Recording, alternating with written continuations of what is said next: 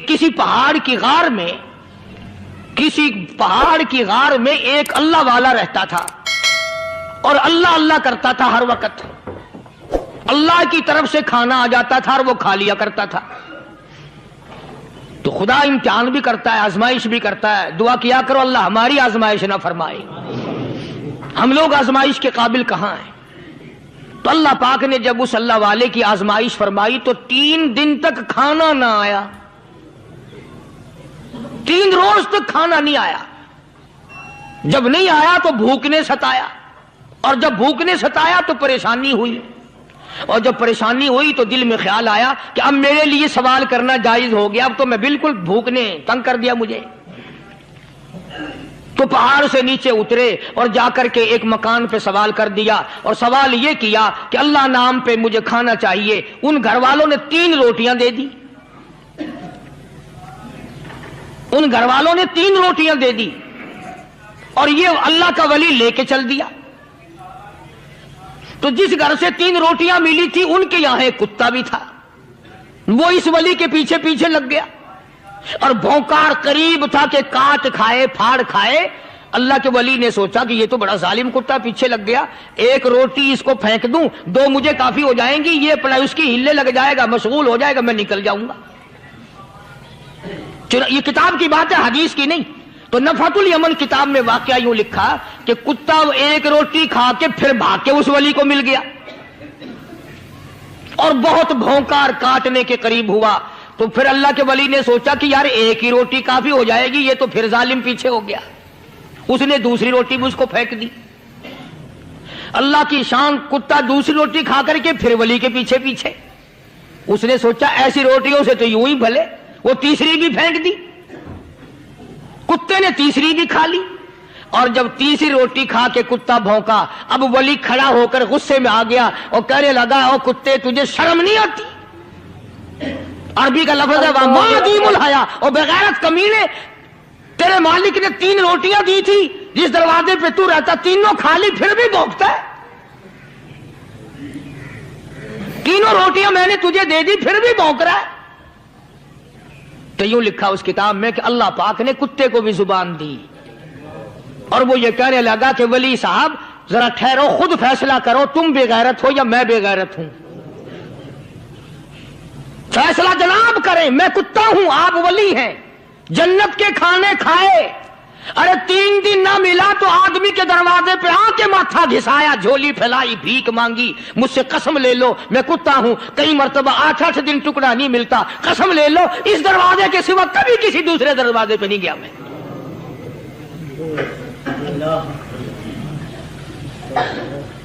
تجربہ کر لو.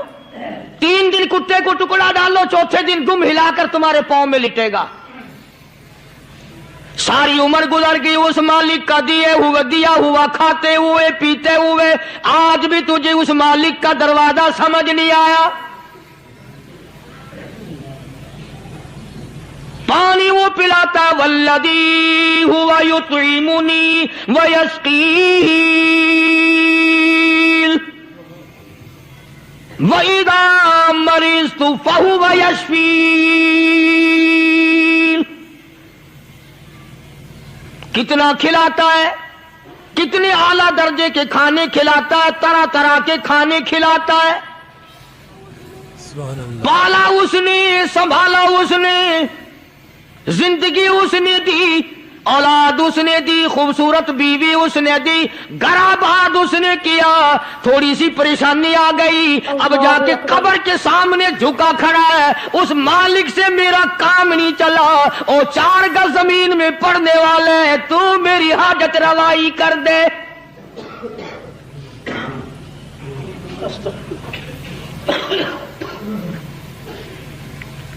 کون سے ولی نے یہ تعلیم دی، کون سے ولی نے یہ ترغیب دی؟ خواجہ قطب الدین بختیار کاکی رحمت اللہ علیہ، بابا فرید الدین شکر گنج رحمت اللہ علیہ کا پیر ہے. اتنے اللہ والے لوگ تھے، اتنے اللہ والے لوگ تھے. خواجہ قطب الدین بختیار کاکی رحمت اللہ علیہ کا آخری وقت دلی شہر میں آ گیا. نہ دولت تھی، نہ کوٹھی تھی، نہ بنگلہ تھا، فقیری. ہائے ہائے، عجیب بادشاہت ہوتی ہے ان لوگوں کی. بادشاہ ان کے دروازوں پہ آیا کرتے تھے. کتنے مقدروں والے جوان تھے وہ، جن کو موت سے پہلے جنت کے ٹکٹ ایک دفعہ نہیں 10 دفعہ کالی کملی والے صلی اللہ علیہ وسلم نے عطا فرمائے. جن کو سرکار کا دیدار ملا، سرکار کی رفاقت ملی، معیت ملی، صحبت ملی، شاگردی ملی، جن کو حضور کے مرید ہونے کا شرف حاصل ہوا. سبحان اللہ. اب آپ لوگ بڑے حیران ہوں گے یہ سارے جملے سن کر، اور دل میں ایک بات آ رہی ہوگی، اے کاش ہم بھی اس وقت ہوتے. دل تو مانتا ہے نا سب کا کہ حضور کریم صلی اللہ علیہ وسلم کے زمانے میں اگر ہم لوگ ہوتے تو ہم بھی صحابی بنتے، ہم بھی حضور اکرم صلی اللہ علیہ وسلم کا دیدار کرتے، زیارت کرتے، کلام خدا زبان مصطفیٰ صلی اللہ علیہ وسلم سے سنتے، حضور کے پیچھے نمازیں پڑھتے، ہمارے نکاح حضور پڑھاتے، ہمارے جنازے حضور پڑھاتے، ہمارے بچوں کے نام کالی کملی والے صلی اللہ علیہ وسلم خود رکھتے، ان کے حلق میں حضور اپنے لعاب گھوٹی کے طور پہ ڈالتے. دل تو تمہارا بھی کرتا ہے، میرا بھی کرتا ہے. اب ایک اور حدیث پاک سنو، سب کہہ دو صلی اللہ علیہ وسلم. ارشاد فرمایا مدنی کریم صلی اللہ تعالی علیہ وسلم نے جس گھڑی میں جس آدمی کو جس ساتھ میں اللہ پاک نے پیدا فرمایا، جس گھڑی میں اس کی موت آئی، ساری دنیا کی عمر میں اس کے لیے اس گھڑی سے زیادہ مناسب کوئی وقت نہ تھا. سمجھے؟ جس گھڑی میں جس دن میں اللہ پاک نے کسی کو پیدا فرمایا، ساری دنیا کی عمر میں، پوری دنیا کی زندگی میں اس آدمی کے لیے اس سے اچھی گھڑی ساتھ کوئی نہ تھی. اب صحابہ کرام اتنے بڑے بن گئے، اللہ پاک نے ان کو عظمت عطا فرمائی، مرتبے عطا فرمائے، شان عطا فرمائی، اکرام عطا فرمایا. مگر آپ کو معلوم ہے آج ہم اتنے بڑے بڑے ظلم کرنے کے بعد بھی کافر نہیں بنتے، اور نبی کے اشارے کا انکار کرنے سے کافر بن جاتا ہے آدمی.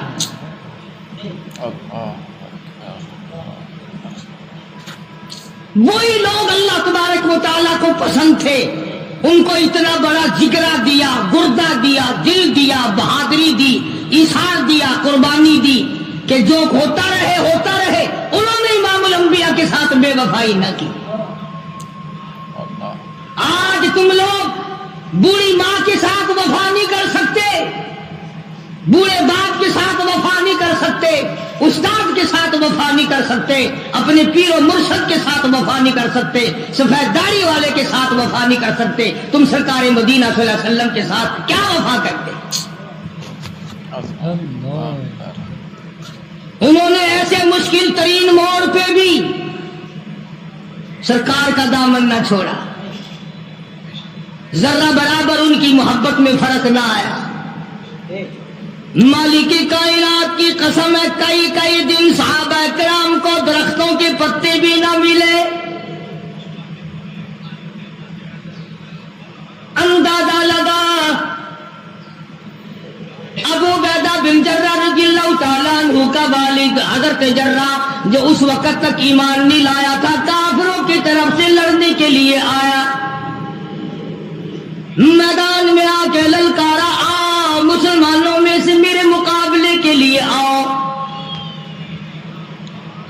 ابو عبیدہ ان کا جو بیٹا ہے مسلمان ہو چکا تھا، اس نے تلوار اٹھائی. باقی ساتھیوں نے کہا کہ رے بھائی تیرا باپ ہے، تو رہنے دے، ہم تھوڑے ہیں، ہم چلے جائیں گے، ہم مقابلہ کر لیں گے، ہم کوئی کم ہے، ہم کوئی تھوڑے. مگر ابو عبیدہ نے کہا قربان جاؤں، کیا شان تھی حضرات صحابہ کرام کی رضی اللہ تعالیٰ عنہم اجمعین. ابو عبیدہ کہنے لگے مزہ تو جب ہی آئے گا کفر اسلام کا مقابلہ ہو، باپ بیٹے کی تلواریں ٹکرا رہی ہیں. مقابلہ کفر اور اسلام کا ہو، تلواریں باپ بیٹی کی ٹکرائیں، جب ہی تو مزہ آئے گا. رشتے دار کو رشتے دار ٹکرائے، گھر والے کو گھر والا ٹکرائے، تاکہ پتہ چلے کہ محمد صلی اللہ علیہ وسلم کے دیدار کی کیا قیمت ہے۔ جب ابو عبیدہ جرہ کے مقابلے میں تلوار لے کر میدان میں آئے تو جرہ نے آواز دی، ابو عبیدہ تو میرا بیٹا ہے، میری تلوار سے مارا جائے گا، چلا جا۔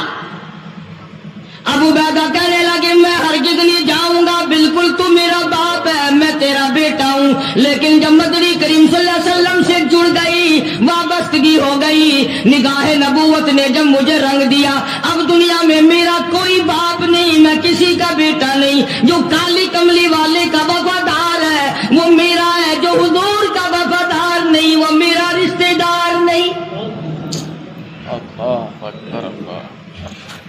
اندازہ لگاؤ آج یہ ایمان کہاں سے پیدا ہو، مقابلہ ہوا ہے، تلواریں ٹکرائی، ہزاروں مسلمانوں نے دیکھا باپ بیٹے کی تلواریں ٹکرا رہی، اور ایک موقع پر جناب ابو بکر صدیق رضی اللہ تعالی عنہ اور ان کے بیٹے نے بیٹھ کر کھانا کھایا تو بیٹے نے کہا ابا فلاں جنگ میں، بیٹا ایمان بعد میں لایا، کہنے لگا ابا فلاں جنگ میں میری تلوار کی زد میں آپ آ گئے تھے، میں نے باپ سمجھ کے چھوڑ دیا۔ ابو بکر صدیق نے کھانا چھوڑ دیا، لقمہ پھونک دیا اور کھڑے ہو کر فرمانے لگے مالک کائنات کی قسم ہے اگر تو میری تلوار کے نیچے آتا میں تیرے ٹکڑے کر دیتا، اس لیے کہ جو محمد کا وفادار نہیں وہ میرا رشتہ دار نہیں۔ اللہ اکبر اللہ۔ تو ان حضرات کو عظمت تو ملی، مرتبہ تو ملا، شان تو ملی، پر ان کو اس کی بڑی بھاری قیمت چکانی پڑی۔ آج کون ہے اس قیمت کو چکانے والا؟ کون ہے اس عظمت کو برقرار رکھنے والا؟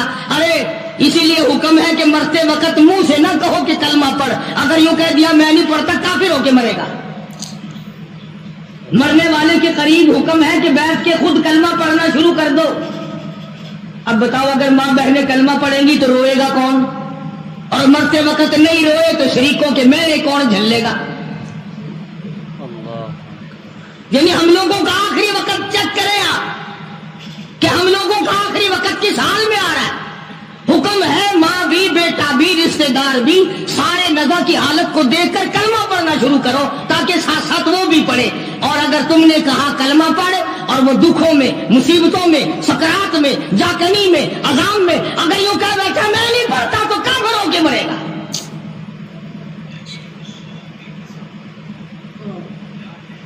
حضرات صحابہ کرام رضوان اللہ تعالی علیہ اجمعین کی جماعت وہ جماعت ہے کہ جس نے اپنے کلمے کی، اپنے ایمان کی اور حضور صلی اللہ علیہ وسلم کے دیدار کی قیمت چکائی۔ مجال کوئی ذرہ برابر ادھر سے ادھر ہوا۔ اب میں ایک بات آپ کو سمجھانے لگا ہوں، ایک بات میں آپ کو سمجھانے لگا ہوں، ٹھیک ہے گرمی ہو گئی ہے مگر یہ وقت بھی پھر تو نہیں آئے گا، شاید آئندہ جمعہ ہم میں سے کس کو آئے گا یہ تو اللہ کی ذات جانتی ہے۔ توجہ کریں، بات سمجھیں، انشاءاللہ قبر میں حشر میں کام آئے گی، دعائیں دو گے۔ ہمارا دل ہر نیکی کے بارے میں یہ کہتا ہے کہ کوئی بات نہیں، اگر یہ نہیں کروں گا تو کیا حرج ہے، پہلے میں فلاں کام کرتا ہی آیا ہوں۔ مثال کے طور پر ایک آدمی فجر کی نماز کے بارے میں یہ سوچتا ہے کہ عشاء کی بھی پڑھی تھی، مغرب کی پڑھی تھی، اب فجر کی نہیں پڑھوں گا تو کیا حرج ہو جائے گا، پچھلا جمعہ پڑھا تھا اگر یہ جمعہ نہیں پڑھوں گا تو کیا حرج ہو جائے گا۔ قرآن کریم نے اس بات کا جواب دیا ہے کہ تم کسی نیکی کے بارے میں یہ سوچ نہیں سکتے کہ میں یہ کرتا آیا ہوں اور یہ نہیں کروں گا تو کیا ہو جائے گا۔ چنانچہ اس کی مثال قرآن کریم نے بیان کی کہ ایک جنگ اور ایک جہاد اور ایک کفر اسلام کے مقابلے میں مدنی کریم صلی اللہ علیہ وسلم نے صحابہ کرام کو فرمایا کہ چلو سارے تیار ہو جاؤ، اور سب تیار ہو گئے۔ 3 صحابی مدینے کے، منافق نہیں، مشرک نہیں، کافر نہیں، پکے تھکے مسلمان ہیں، مگر یہ سوچتے سوچتے اب نکلتا ہوں، اب چلتا ہوں، اب جا ملوں گا، اب شریک ہو جائیں گے۔ 3 بالکل سچے پکے حقے سے مسلمان رہ گئے۔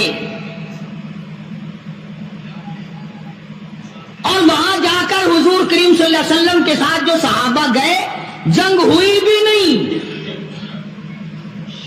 یہ بھی یاد رکھنا جنگ ہوئی بھی نہیں, کافر بھاگ گئے. مگر سرکار مدینہ صلی اللہ علیہ وسلم نے سارے صحابہ کو چیک فرمایا کون کون آئے ہیں. چونکہ کھجوروں کے پکنے کا زمانہ تھا, سال بھر کی خوراک کا اسی پہ انحصار تھا. مدینے پاک میں کھجوری تو تھی, وہی پکی ہوئی تھی. بھئی اگر کئی ہزار کئی سو مسلمان گیا اور 3 نہ گئے تو کیا ہو گیا؟ جبکہ لڑائی ہوئی بھی نہیں, جنگ ہوا بھی نہیں, کافر پہلے بھاگ گئے. مگر مدنی کریم صلی اللہ تعالی علیہ وسلم نے مدینے پاک میں واپسی میں تشریف لا کر تینوں کو بلا لیا. ہلال بن امیہ, مرارہ بن ربیع, کعب بن مالک رضی اللہ تعالی عنہم اجمعین, تینوں اللہ والوں کو بلا لیا, تینوں صحابہ کو طلب کر لیا, تینوں مسلمانوں کو بلا کے فرمایا تمہیں کس چیز نے روکا, تم کیوں پیچھے رہ گئے؟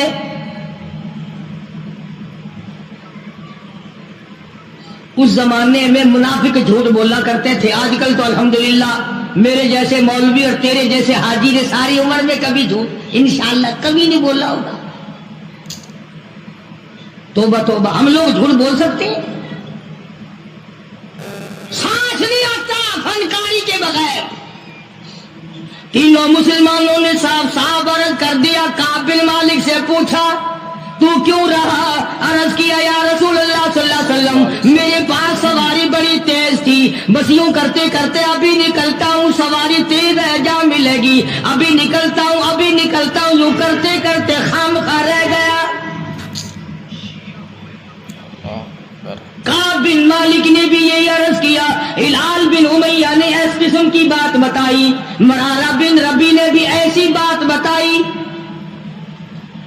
صحابہ کہتے ہیں کہ ہم نے یہ صلاح کر لی تھی پہلے ہی تینوں نے, دیکھو ہم صلاح کریں گے نا, جھوٹ بولنے کی صلاح کریں گے, آؤ پہلے سوچوں گال کو کیا گال کرنی چاہیے, ہکو جی گال ہوئے جو کہیں کو پتہ نہ لگے کہ نویکلی گالی نہ دی تھی نہیں کہیے.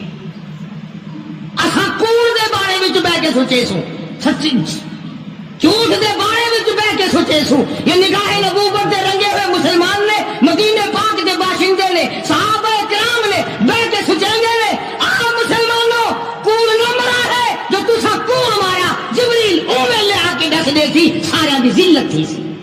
اللہ سچ سچ گال کر چھڑائے, اللہ پاک استغفار قبول کرے سی, گناہگار تو ایسا تھی گئے ہیں. تینوں مسلمانوں نے کوئی عذر ایسا نہیں پیش کیا جو غلط ہو کہ میں بیمار ہو گیا, یا میری اماں بیمار تھی, یا فلاں بچہ بیمار تھا میں اس کی وجہ سے رہ گیا. تینوں کے تینوں نے صاف صاف بات کہہ دی جو حقیقت میں تھی, بلکہ یہاں تک کہا کہ کوئی عذر نہیں, خام خواہ رہ گئے بس. اب حضور کریم صلی اللہ علیہ وسلم کو ہماری عقل کے مطابق ایک بات کہتا ہوں, توبہ توبہ, ویسے ہی حضور کو چاہیے تھا کہ دیکھنا بھائی آئندہ خیال رکھنا, اس مرتبہ تو جنگ نہیں ہوا, اور اگر جنگ ہو جاتا تو آدمیوں کی ضرورت پڑتی, آئندہ خیال کرنا. جہاں فقر و فاقہ تھا وہاں بادشاہت بھی تھی. فرمایا مدینے کے مسلمانوں ان تینوں آدمیوں سے آج کے بعد کوئی کلام نہ کرے, اللہ آج کے بعد کوئی لینا دینا نہ کرے, کوئی میل ملاپ نہ کرے, کوئی گفتگو نہ کرے. ایک صحابی کہتا ہے اس قدر غم ہوا, اس قدر پریشانی ہوئی کہ بجلی گر گئی کہ سرکار ناراض ہو گئے. اگر اس ناراضگی کے عالم میں موت آ گئی تو کالی کملی والے نے جنازہ بھی نہیں پڑھانا. رات دن ماری ماری پھری تینوں اللہ والے. ایک اللہ والا صحابی کہتا ہے میں اپنے بھتیجے کے باغ میں گیا, میں نے جا کے سلام کہا, وہ پرے کو چل دیا. میں نے قریب ہو کے سلام کہا, وہ اور کو چل دیا. میں نے اور نزدیک آ کر زور سے سلام کہا اور پرے کو چل دیا. چھوٹا سا بچہ ہے اور کہنے لگا مجھے کیوں تنگ کرتے ہو؟ جس کالی کملی والے نے بولنا بند کر دیا ہو میں اس کے سلام کا جواب کیسے دوں؟ اللہ.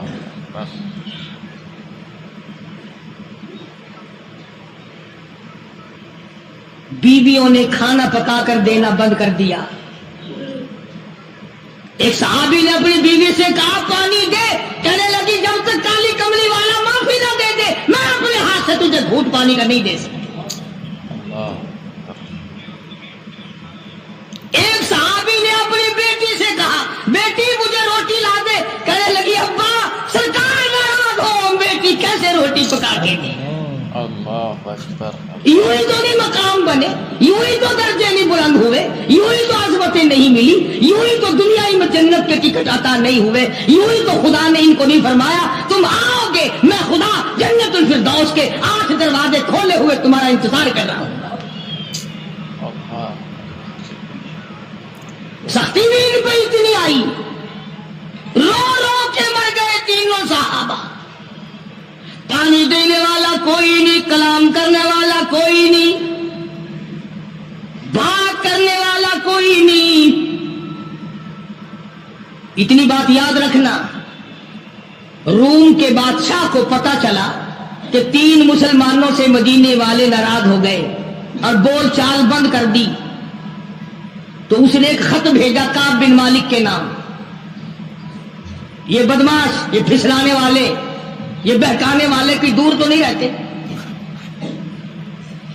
عیسائی بادشاہ نے سوچا موقع سے فائدہ اٹھاؤں, فوراً رکا دے کر ایک آدمی بھیجا اللہ غنی نعوذ باللہ, جس میں لکھا ہے میں نے سنا ہے کہ تمہارے نبی نے تم پہ ظلم کیا ہے, بول چال تک بند کر دی ہے, کھانا پینا تک بند کر دیا ہے, تم مدینہ چھوڑ کر میرے پاس آ جاؤ عیسائی بن کر, میں تمہیں اپنی پوری ریاست کا مالک بنا کر میں تمہارا نوکر ہو جاؤں گا.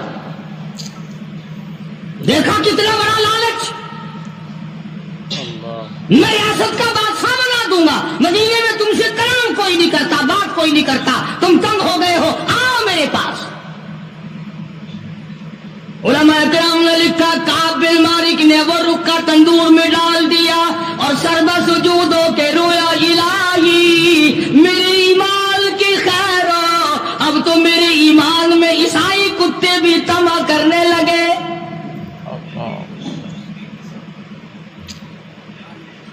تینوں صحابہ رات دن روتے ہیں, رات دن پریشان ہے, ہر وقت اپنے آپ کو ادھر ادھر کرنے کی کوشش کرتے ہیں. صحابی کہتا ہے میں نماز میں آیا کرتا تھا اور میں کنکیوں سے دیکھا کرتا تھا کہ حضور کریم صلی اللہ علیہ وسلم میری طرف دیکھتے ہیں کہ نہیں. تم تو الحمدللہ اس بات سے پاک ہو, کبھی تم نے بھی سوچا کہ ہمارا منہ دیکھ کر حضور راضی ہوں گے, ناراض ہوں گے؟ بلکہ ہم نے تو یہ دیکھا کہ جتنے حضور کریم صلی اللہ علیہ وسلم کو ہر وقت اپنے ساتھ ماننے والے ہیں, جتنے گناہ وہ کرتے ہیں اتنے دوسرے نہیں کرتے. نبی دیکھ رہے اور چوری, نبی دیکھ رہا قتل, نبی دیکھ رہا زنا, بدکاری, بدماشی, نبی دیکھ رہے ہو قتل اور ڈاکہ, نبی دیکھ رہے رشوت, جھوٹ بولنا, حرام خوری. اصولاً بھی اگر نبی نہ دیکھے تو اچھا ہے, کیوں؟ کم سے کم قیامت میں یہ تو کہہ سکو گے کالی کملی والے میں تیرا گناہگار امتی ہوں, تیرا نام لیوا ہوں, مجھ سے گناہ ہو گیا. اور اگر حضور نے دیکھا ہو پھر فرمائیں گے تو وہ ظالم ہے جو کبھی بھی نہیں شرمایا. بھئی ایک آدمی غلطی کرتا ہے مارکیٹ میں, بازار میں, چک میں, کونسلر کے پاس جا کے کہتا ہے دیکھو جی میں نے کیا کوئی نہیں, میرا نام ایسے ہی لیتے ہیں. کونسل کہتا ہے یار میں نے سنا تو نے کیا, چلو ای میل صحیح, پھر میں تھوڑے کول ہوں آ گیا نا. اور اگر وہ یہ کہے کہ میں تجھے دیکھ رہا تھا جب تو یہ کر رہا تھا, تو پھر وہ کہے گا چلا جا میرے پاس سے اٹھ کر, میں نے تجھے خود دیکھا یوں کرتے ہوئے. تو امام الانبیاء محبوب کبریا حضرت محمد مصطفیٰ صلی اللہ تعالی علیہ وسلم کے 3 دیوانے, 3 پروانے, 3 جانثار, 3 سچے عاشق اتنی سی غلطی کر بیٹھے, ایک جنگ میں نہ گئے, بدر میں تبوک میں نہ جا سکے آج کتنی بڑی سزا ہے. اللہ اکبر. جو تھوڑے ورگا ہوندا نا وہ خیر ہے جی، خیر ہے خیر ہے خیر ہے. آگے کئی باری گئے ہیں اور جنگ آسی نا انشاءاللہ سا تھوڑے کو پہلے ٹر جا سو. ناراض نہ تھی وہ بادشاہ ہو تھوڑے کو پہلے ٹر جا سو. آئندہ جنگ موقع آئے گا تو سب ایویں ناراض تھی میں لگ گئے ہو. تینوں مسلمان پریشان ہیں، تباہ ہو رہے ہیں رو رو کر. امام الانبیاء محبوب کبریا حضرت محمد مصطفیٰ صلی اللہ تعالی علیہ وسلم فرماتے ہیں کہ ایک صحابی نے اپنے آپ کو ستون سے مسجد نبوی میں باندھ دیا، جب تک معافی نہ ملے گی میں بندہ رہوں گا. اللہ اکبر. اللہ اکبر. رات دن رویا کرتے تھے، عاجزی کیا کرتے تھے. دیکھو نمازیں پڑھتے ہیں، روزے رکھتے ہیں، بدر میں گئے ہیں، احد میں گئے ہیں، خندق میں گئے ہیں، حنین میں شامل ہوئے ہیں. ایک تبوک میں نہ گئے تو کیا ہو گیا؟ ایک جنگ میں اگر نہ گئے تو اسلام گر تو نہیں گیا اور جنگ ہوا بھی نہیں. مگر حضور اکرم صلی اللہ علیہ وسلم کی طرف سے کتنی سختی آئی. فرمایا کوئی مدینے کا آدمی حتیٰ کہ بیوی بچے بھی کلام نہ کرے. ایک صحابی کی بیوی کو حضور کریم صلی اللہ علیہ وسلم نے بلایا اور بلا کے فرمایا کہ میاں بیوی والی کوئی بات چیت تو نہیں کرتے؟ اللہ ہوگا نہیں. ارے بھائی وہ بیویاں بھی عجیب تھی، وہ مسلمان بھی عجیب تھے. خدا کی قسم تبھی تو اللہ پاک نے ان کو محمد صلی اللہ علیہ وسلم جیسی نعمت دی تھی. وہ بیوی کہنے لگی آپ نے کیوں سوچی یہ بات کہ مجھے بلا کر کے پوچھو اور منع کرو؟ کالی کملی والے کلمہ تیرا پڑھوں، قرآن تیرا لایا ہوا پڑھوں، تجھ پر ایمان لاؤں، تیری ذات پر یقین کروں اور تیرے حکم پہ عمل نہ کروں، میں مسلمان کیسی؟ اللہ اکبر. اللہ. آپ کا مطلب یہ تھا کہ آخر میاں بیوی گھر میں رہتے ہیں، چوریوں خدمت نہ کرتی ہو. بلکہ اس مائی نے یہ کہا کہ جی میں مرد عورت والی بات تو اس کے ساتھ کیا کرتی اور وہ میرے ساتھ کیا کرتا. اس کو تو اتنے دن ہو گئے ہوش بھی نہیں، ہر وقت روتا ہے، ہر وقت روتا ہے. میں تو اس کے پاس روتے ہوئے بھی نہیں بیٹھتی کہ تیری غلطی ہے، اپنی غلطی کو روتا ہے. چنانچہ جب تینوں مسلمانوں کی رونے کی انتہا ہو گئی اور دیکھو لالچ دیا عیسائی نے. عیسائی کا لالچ قبول کرنے کے بجائے اور اللہ سے پناہ مانگی کہ یا اللہ معاف کر دے، میرے ایمان میں عیسائی کتا بھی اب طمع کرنے لگا ہے.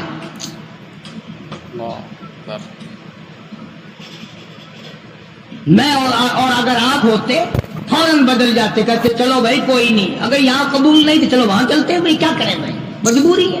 جو سلام تک نہیں لیتے، کلام بند کر دیا، اپنا پرایا سب بند ہو گئے تو چلتے ہیں بھائی. تم اپنا اسلام سنبھالو بھائی، ہم چلے جائیں گے. اور کیا ہے یہ نہیں سوچنے کہ اندر سے نکل کیا رہا ہے.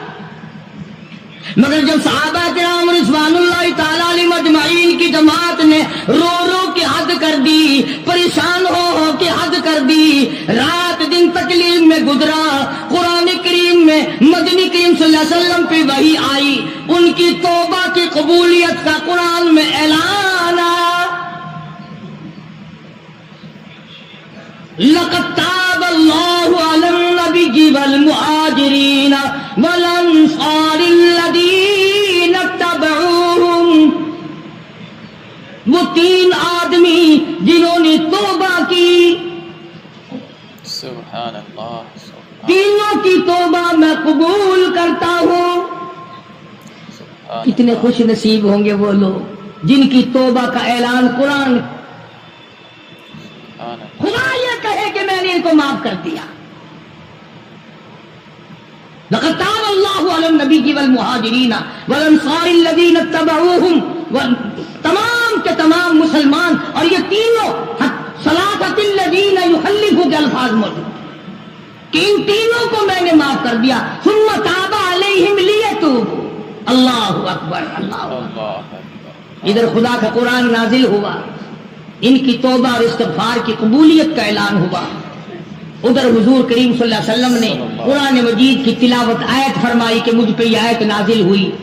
مسلمان دوڑے ہیں, مسلمان بھاگے ہیں مبارکباد دینے کے لیے کہ تمہاری توبہ قبول ہو گئی. کوئی گھوڑے پہ چڑھ کے دوڑا, کوئی پیدل دوڑا, ایک نے پہاڑ پہ چڑھ کر آواز لگا دی کامل مالک مبارک ہو تیری توبہ کی قبولیت قرآن میں آ گئی. سبحان اللہ.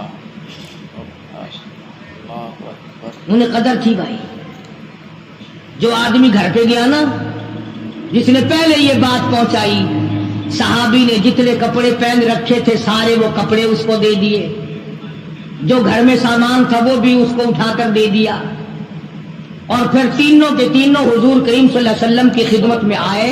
انہوں نے کہا یا رسول اللہ یہ جو باغ ہے نا ہمارے, انہوں نے ہی ہمیں رکھا ہے, اور آج ہم یہ سارے کے سارے اسلام کے نام پہ وقف کرنا چاہتے ہیں. ہم تو اسلام کو دیتے ہیں, ہم یہ رکھتے ہی نہیں, کبھی آئندہ بھی ہم اسی طرح سے نہ ماریں گے. حضور کریم صلی اللہ علیہ وسلم نے فرمایا تم سارا نہ دو, بیوی بچوں کا بھی حق ہے, تھوڑا تھوڑا حصہ دے دو, بقایا اپنے پاس رکھو, میں راضی میرا خدا راضی. سبحان اللہ. چنانچہ ان کی توبہ کا اعلان قرآن میں آیا. اللہ تبارک و تعالیٰ نے دوسرے مقام پہ بھی فرما دیا وَمِنَ النَّاسِ مَن يَشْرِي نَفْسَهُ ابْتِغَاءَ مَرْضَاتِ اللَّهِ. بعض لوگ وہ ہیں جنہوں نے اپنی جانوں کے بدلے میں اللہ کی رضا خرید لی. سبحان اللہ.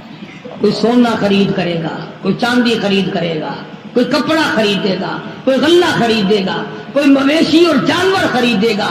صحابہ کرام کے بارے میں قرآن کہتا ہے جان دی اور خدا کی رضا مول لے لی, اللہ کی رضا مول لے لی, اللہ کی خوشنودی مول لے لی, پروردگار عالم کی بندگی مول لے لی, اس کی اطاعت اور فرما برداری مول خرید لی, اس کی غلامی مول خرید لی, اس کے سامنے سر جھکانا خرید لیا, رکوع کرنا خرید لیا. آخری سانس آ جائے گا مگر اللہ کے حکم کے خلاف نہیں کروں گا, یہ صحابہ کرام نے عہد کر لیا. سبحان اللہ. ہماری توبہ تو ایسی ہے, ابھی توبہ کریں گے دروازے سے باہر نکلتے پھر وہی کام شروع. اگر جھوٹ سے توبہ کریں گے تو وہی جھوٹ شروع, اگر چوری سے توبہ کریں گے تو وہی چوری شروع, اگر زنا سے توبہ کریں گے تو وہی بدکاری شروع. تو اس حالت میں کیا بنے؟ جس کو خدا دے, جس کے دل میں یقین آئے اسی کے دل میں آ سکتا ہے, تم تو گپ سمجھو گے. خواجہ حسن بصری رحمۃ اللہ علیہ کوٹھے پہ بیٹھا ہوا قرآن مجید کی تلاوت کر رہا ہے,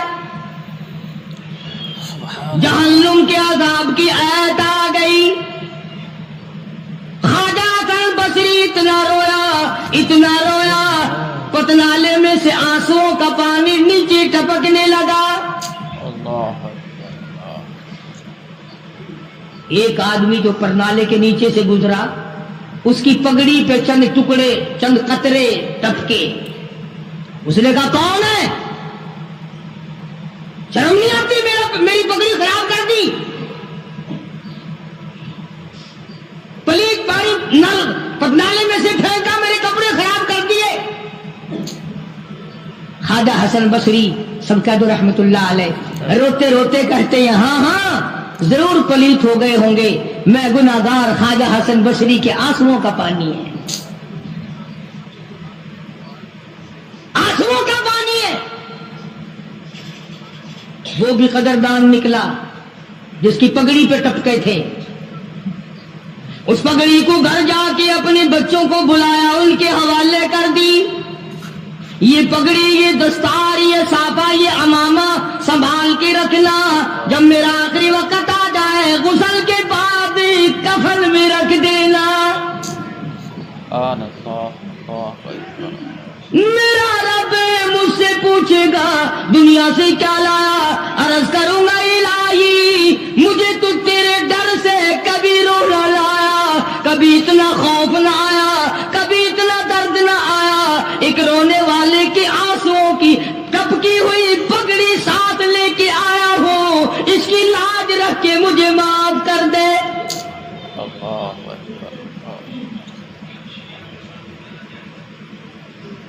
یقین والوں کی بات ہے جس کا یقین جم جائے. آج ہمارا قرآن پہ یقین نہیں، مصطفیٰ کریم صلی اللہ علیہ وسلم کے فرمان پہ یقین نہیں، حدیث پاک پہ یقین نہیں، پھر ہم کامیابی دنیا اور آخرت میں کیسے حاصل کر سکتے ہیں؟ فضیل بن عیاض رحمہ اللہ اپنے زمانے کے بہت بڑے بزرگ ولی کے کامل گزرے ہیں، سارا زمانہ جانتا ہے. فضیل بن عیاض مشہور محدث، مشہور اللہ والا، مشہور بزرگ ہے. اور حالت یہ کہ اپنے زمانے کا سب سے بڑا ڈاکو، ولی تو بعد میں بنا نا، 99 آدمی ٹولی میں اور 100 آپ، 99 غلام تھے نیچے کے تھے، یہ سردار تھا. اللہ کی دین بھی دیکھو اور خدا پر یقین کا انجام بھی دیکھو. اب ڈاکوؤں کا، بدماشوں کا کام کیا ہوتا ہے؟ انہوں نے کسی کی خوبصورت لڑکی تھی، اس کو پیغام دیا کہ ہم آج رات کو اٹھائیں گے، تیری لڑکی کو اٹھا کے لے جائیں گے آج. چنانچہ اس نے کیا انتظام کرنا تھا، کوئی غریب آدمی تھا جس کی وہ بچی تھی، اس نے اوپر کے چبارے میں بچی کو بٹھا دیا اور بیٹی سے کہا، بیٹی میں نے یہ سنا ہے کہ قرآن قبر میں کام آئے گا، حشر میں کام آئے گا، تو قرآن ہی آج رات پڑھتی رہو، میں چاہتا ہوں دنیا ہی میں تیرے قرآن کام آ جائے، دنیا ہی میں قرآن تیرے کام آ جائے.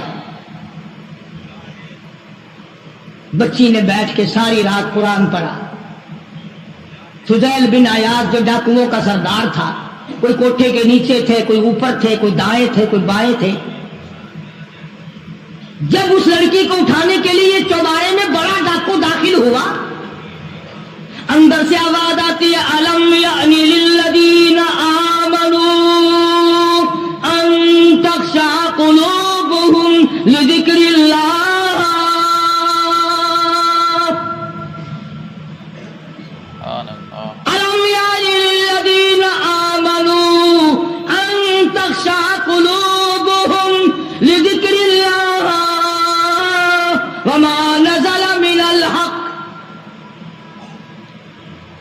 ترجمہ یہ ہے، او اللہ کی ذات پر یقین رکھنے والے، او رات کے اندھیرے میں چلنے والے، تو خدا کے قہر سے کب ڈرے گا؟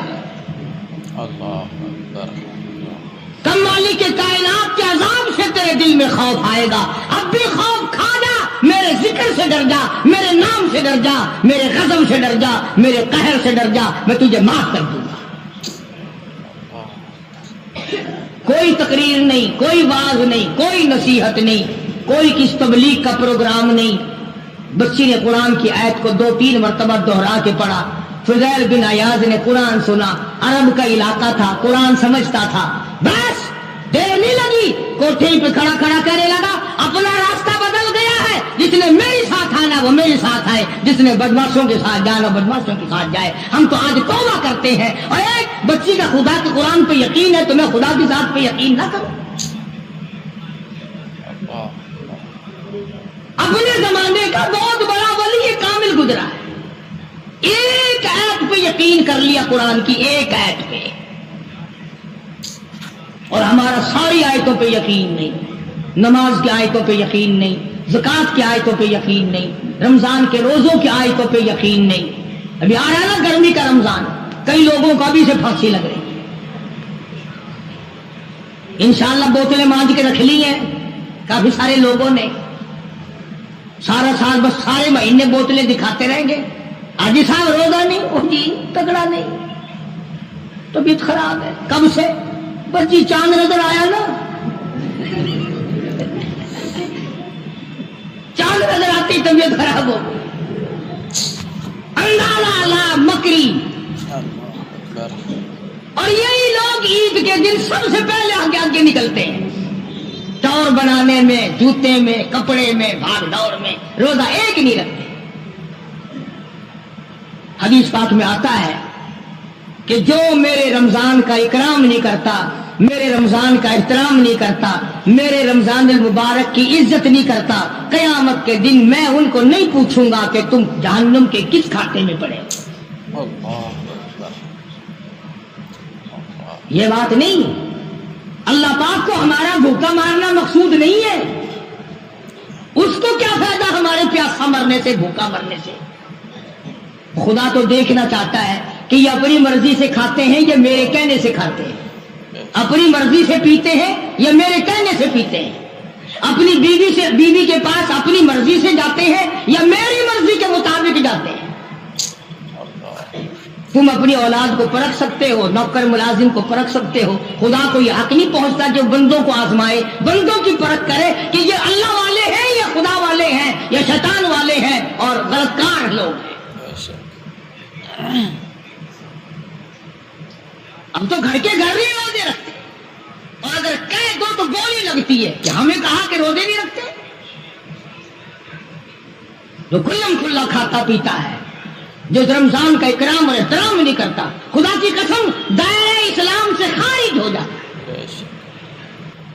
پتہ چلے گا جب موت آئے گی, ہاں کہ قبر میں کیا بنتی ہے, حشر میں کیا بنتی ہے, قیامت میں اللہ کی عدالت میں کیا بنتی ہے. ٹھیک ہے, نہ کماؤ ایک مہینے میں, نہ کام کرو. اگر 11 مہینے کی کمائی میں پورا نہیں پڑا تو رمضان کی کمائی میں کون سا تو تاج و تخت کا مالک بنے گا. تھوڑا کما لو, کم کما لو, چھٹی کر لو مہینے کی, کوئی بات نہیں, تھوڑے پہ گزارا کر لو, پرانے کپڑے دھو کے پہن لینا, ہلکی غذا کھا لینا, مگر کم سے کم جب عید کے دن یہ اعلان ہو اللہ کی طرف سے, جاؤ میں نے تم سب کو معاف کر دیا, اس میں تو شامل ہو جاؤ.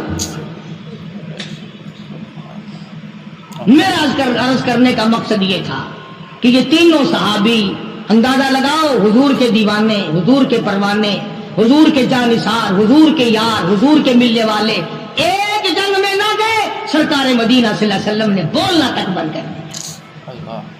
تو لوگ نمازوں کی پرواہ نہیں کرتے, روزے کی پرواہ نہیں کرتے, اور کسی کا حق کھا کر کے مر جاتے ہیں, کسی پہ ظلم کر کے مر جاتے ہیں. تو یہ ساری کی ساری چیزیں جو ہیں وہ انسانیت کو برباد کرنے والی ہیں, تباہ کرنے والی ہیں, عظیم نقصان پہنچانے والی ہیں. اللہ پاک مجھے اور آپ کو عمل کی توفیق عطا فرمائے.